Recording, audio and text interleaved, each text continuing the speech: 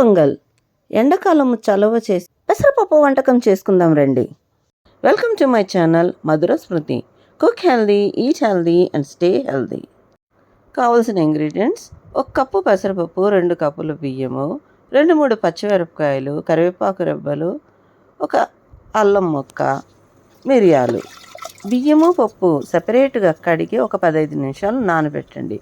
ఇప్పుడు వీటిని ప్రెషర్ కుక్కర్లోకి తీసుకోండి. తగినన్ని నీళ్ళు పోసుకోండి. అంటే 1:4 రేషియోలో వాటర్ క్వాంటిటీ ఉండాలి.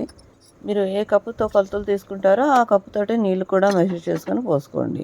లేదా ఇలా చెయ్యి వేళ్ళను కూడా పెట్టుకొని మీరు ఇలా మార్కొచ్చేంత వరకు కూడా నీళ్ళు పోసుకోవచ్చు. తగినంత ఉప్పు వేయండి. అలాగే 1 టేబుల్ స్పూన్ ఆయిల్ వేసేసి మూత పెట్టి 1 లేదా 2 విజిల్స్ వచ్చేంత వరకు ఉడికించండి. కుక్కర్ లేకపోతే మామూలు గిన్నెలో అయినా బాగా ఉడికేంత వరకు ఉడికించుకోండి. ఇప్పుడు ఒక ప్యాన్లో 2 టేబుల్ స్పూన్లంత నెయ్యిని వేడి చేసుకొని 1 గుప్పెడు క్యాష్యూ నట్స్ని లైట్గా ఫ్రై చేసి తీసి పక్కన పెట్టుకోండి. అందులోనే ఇంకా 2 టేబుల్ స్పూన్ల నూనెను కానీ నెయ్యిని కానీ వేసుకొని ముఖ్యమైన ఇంగ్రీడియంట్ జీలకర్ర 1 టేబుల్ స్పూన్ వేసుకొని అవి చిట్టపట్టలాడుతుండగా 2 లేదా 3 పచ్చిమిరపకాయలు కట్ చేసినవి వేసుకోండి. లేదా మీ రుచికి తగ్గట్టుగా 1-2 ఎక్కువ కూడా వేసుకోవచ్చు. అలాగే తురిమి పెట్టుకున్న అల్లాన్ని వేసుకుని బాగా ఫ్రై చేయండి. మంచి సువాసన వచ్చేంత వరకు 1 నిమిషం పాటు వేయించండి.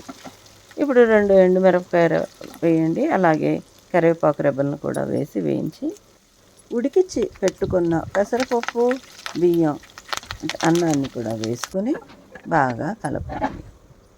పెసరపప్పు అన్నం బాగా ముద్దలాగా గట్టిగా అవుతుందండి.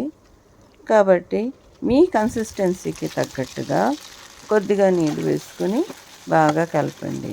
ఇక్కడ కట్ పొంగలు కొద్దిగా దడ్డుజోరుగా ఉంటేనే చాలా బాగా ఉంటుందండి.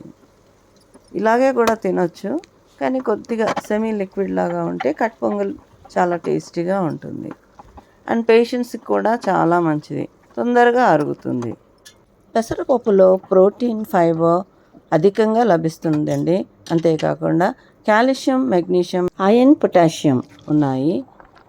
ఫైబర్ వల్ల కాన్స్టిపేషన్ సమస్యని తగ్గిస్తుంది. యాంటీ ఇన్ఫ్లమేటరీ ప్రాపర్టీస్, ఎండకు సన్స్ట్రోక్ రాకుండా మిమ్మల్ని కాపాడుతుంది. ఇప్పుడు 1 టేబుల్ స్పూన్ కచ్చా పచ్చాగా దంచి పెట్టుకున్న మిరియాలను వేసుకోండి. మీరు తాలింపులో అయినా కూడా వేసుకోవచ్చు. ఇదంతా బాగా కలిపి 1 లేదా 2 టేబుల్ స్పూన్లు నెయ్యిని వేసి వేయించి పెట్టుకున్న జీడిపప్పులు వేసి గార్నిష్ చేసుకోండి. అలాగే కొత్తిమీరతో కూడా గార్నిష్ చేసుకొని సర్వ్ చేసుకోండి. ఎంతో రుచికరమైన, ఆరోగ్యకరమైన కట్ పొంగల్ రెడీ.